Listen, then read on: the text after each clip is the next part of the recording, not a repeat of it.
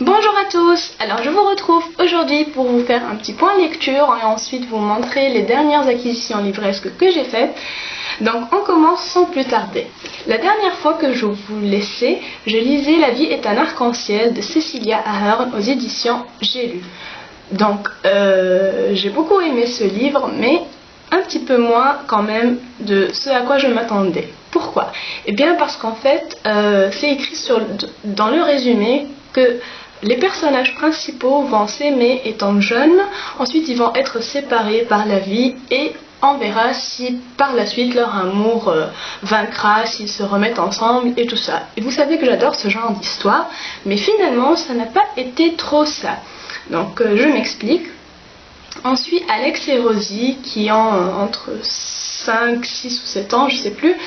Donc depuis qu'ils sont tout jeunes, on les suit à travers les lettres qui s'écrivent, donc au début dans la classe ou quand ils sont chez eux ou je sais pas quoi, et c'est tout mignon. Ensuite on les suit petit à petit, quand ils grandissent ils vont s'écrire des lettres mais aussi des mails et tout ça. Donc déjà le livre il est tout comme ça avec voilà, c'est un livre épistolaire en clair. Et voilà, donc à l'adolescence, Rosie va peut-être développer un petit peu de sentiments amoureux envers Alex, et c'est sûrement réciproque, mais on ne le dit pas explicitement, ils ne sortent pas ensemble, et puis la famille d'Alex va devoir déménager à l'autre bout du monde, donc voilà, ils vont être séparés. Mais n'empêche, ils vont rester les meilleurs amis du monde, ils vont toujours tout se dire par mail et tout, par téléphone, par lettre et tout ça, et un événement va arriver qui va chambouler la vie de Rosie et qui va faire que ses projets d'avenir ne vont pas aboutir. Voilà, donc on va suivre chacun des personnages à travers ce qu'ils racontent à l'autre. Et puis, je vous dis pas s'ils vont enfin se mettre ensemble un jour ou quoi, mais c'est assez sympathique de suivre cette histoire, j'ai bien aimé, mais bon, ça n'égalera pas le PS I Love You du même auteur qui reste à ce jour mon livre préféré d'elle. Mais vraiment, c'est un livre très sympathique à lire et j'avais beaucoup aimé. Voilà. Donc ensuite, j'avais relu Harry Potter et le prisonnier d'Azkaban de J.K. Rowling, évidemment, aux éditions Folio Junior. Donc, c'est pas la peine d'en parler, tout le monde connaît l'histoire. Je dis juste que c'est toujours le même rêve que je vis quand je relis Harry Potter. C'est toujours la même passion qui fait naître en moi. C'est toujours la saga que j'aime le plus au monde. Le livre que je relirai toujours, enfin les 7 livres que je relirai toujours, j'adore, voilà, rien à dire de plus, j'adore Harry Potter. Voilà, donc ensuite j'ai lu Avant d'aller dormir de S.J. Watson aux éditions Sonatine. Donc là, c'est un thriller que j'ai beaucoup aimé, bon que j'ai pas adoré non plus, mais j'ai beaucoup aimé l'histoire. Donc c'est l'histoire de Christine qui est atteinte d'une forme d'amnésie rare qui consiste au fait qu'elle se réveille tous les jours en croyant qu'elle a 20 ans et que la vie est devant elle, mais en fait elle a 47 ans, elle se réveille auprès d'un homme tous les matins qui lui dit être son mari et qui lui raconte ce qui a fait qu'elle est devenue comme ça, amnésique, ce qui a fait qu'elle a tout oublié. Excusez-moi si vous entendez des bruits bizarres, c'est mon lapin qui mange à côté. Voilà, donc je disais que Christine, voilà, donc elle se réveillait tous les matins avec celui qui dit être son mari, il lui raconte leur vie ensemble, comment ils se sont rencontrés, qu'est-ce qu'ils ont fait ensemble et tout ça. Et puis un jour un médecin va l'appeler et lui dire que en fait c'est son médecin qui la suit et qu'il essaie de l'aider à recouvrer sa mémoire. Et voilà, il va lui dire qu'elle écrit un journal intime, il va lui indiquer où elle le place et elle va le prendre et elle va lire. Et elle va découvrir tout plein de choses comme que son mari ne lui dit pas toute la vérité, que ce qui est écrit sur le journal ne correspond pas tout à fait à ce que lui raconte son mari. Donc voilà, là elle va mener sa petite enquête et j'ai vraiment beaucoup aimé. La fin m'a vraiment beaucoup surprise, je ne m'attendais pas à ça. Voilà, donc être mené en bateau, être mené par le bout du nez. C'est ce qu'on demande à un thriller, donc j'ai vraiment beaucoup apprécié cette lecture, même si ça n'a pas été le chuchoteur de Donato Calidi. Voilà. Pour moi, ça reste le summum des thrillers, donc je compare toujours à ça. Sinon, voilà, j'ai vraiment beaucoup aimé cette histoire. Ensuite, j'ai lu mon premier livre de New Adult et il s'agissait de Unbroken de Melody Grace aux éditions Prisma. Donc déjà, le New Adult, j'ai trouvé que c'était le mélange parfait entre le genre jeunesse et le genre érotique. Donc voilà, quand il nous parle de l'histoire, la narration, le récit, le style d'écriture, c'est vraiment un livre jeunesse, rien de plus banal.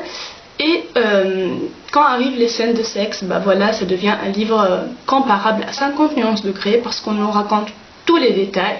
Donc un livre érotique, mais bon, sans être vulgaire, à part quelques petits mots que j'ai trouvé des fois un petit peu vulgaires. Sinon, ça passe clairement. Et j'ai bien aimé l'histoire qui est celle de Juliette. Donc Juliette qui a 22 ans et qui a vécu il y a 4 ans une histoire d'amour grandiose, passionnée, passionnelle, fusionnelle, tout ce que vous voulez. Donc Emerson, c'était l'amour de sa vie. Et malheureusement, cet été-là, elle avait perdu sa maman. Et le lendemain de la mort de sa mère, Emerson l'avait quittée. Donc vous vous imaginez bien l'effondrement de Juliette. Et voilà, donc elle a été effondrée, elle a pleuré toutes les larmes de son corps, elle a mis des mois, des années à se remettre de cette rupture. Elle n'y est même pas arrivée totalement. Donc voilà. Aujourd'hui, elle retourne à ce village où elle a passé tous ses étés avec l'espoir et un petit peu bien sûr la crainte de retrouver Emerson, mais elle s'était quand même jurée de ne pas se remettre avec lui pour ne pas justement vivre ce qu'elle a déjà vécu il y a 4 ans. Voilà, donc je vous en dirai pas plus, j'ai bien aimé l'histoire, j'ai beaucoup aimé la fin, voilà, c'était mon premier nu adulte et certainement pas le dernier. Voilà. En ce moment, je suis en train de lire Dolmen de Nicole Jamet et Marianne Le Pezenec aux éditions Michel Lafon. Donc je ne sais pas si ça vous dit quelque chose, mais moi, il y a des années de cela, j'avais suivi une saga sur TF1 qui passait l'été et il s'agissait en fait d'une mini-série thriller. Voilà, et Dolmen, vraiment, j'avais adoré. Donc là, je suis replongée dans l'univers, si vous voulez, j'adore encore. Exactement comme j'avais adoré la série et heureusement je ne me souviens pas de la fin, donc là je suis vraiment prise dans le suspense et j'adore. Donc l'histoire, excusez ma voix, je suis un petit peu malade, c'est pas grave. Donc l'histoire c'est celle de Marie qui a la trentaine et qui va se marier et juste avant son mariage en fait vont survenir des événements bizarres, un petit peu surnaturels. Donc déjà, son frère va être assassiné et puis son sang va couler d'un menhir. Donc les menhirs, c'est ça, c'est le genre de rochers énormes, des monuments rochers, voilà, ça se passe en Bretagne. Et voilà, donc le sang de son frère va couler d'un menhir et d'autres événements surnaturels vont arriver. Donc c'est pas un thriller comme on a l'habitude de voir, c'est un thriller avec des événements vraiment bizarres, mais ce n'est pas tout à fait surnaturel, ce n'est pas du fantastique, parce qu'après on va avoir toutes les explications des événements bizarres qui ont eu lieu, on va avoir toutes les explications rationnelles et logiques. Voilà, c'est ce qui fait la beauté de ce livre, j'adhère totalement et franchement je suis super contente de retrouver Dolmen en livre et voilà. D'ailleurs, j'aimerais bien revoir la mini-série qui est passée sur TF1. Si jamais je la trouve, je la regarderai après avoir fini ce livre. Voilà. Donc, dimanche dernier, j'ai fait quelques petits achats. Et il y en a un qui est totalement, absolument la faute d'Audrey, de lectrice passionnée.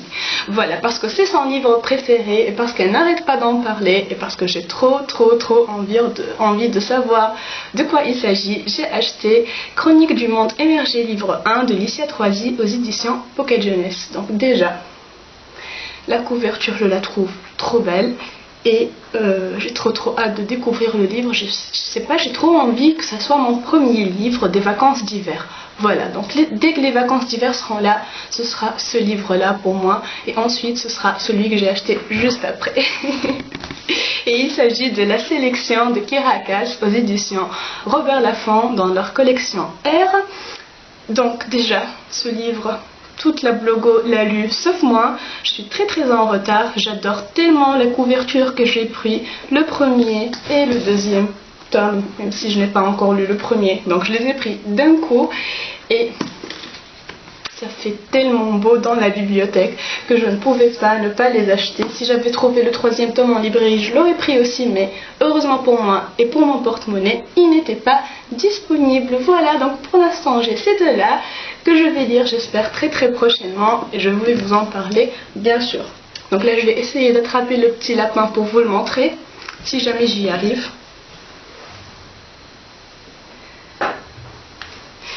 Voilà, alors je vous présente mon petit Nemo, mon lapin hop là, qui est en train de manger et qui n'est pas à être dérangé.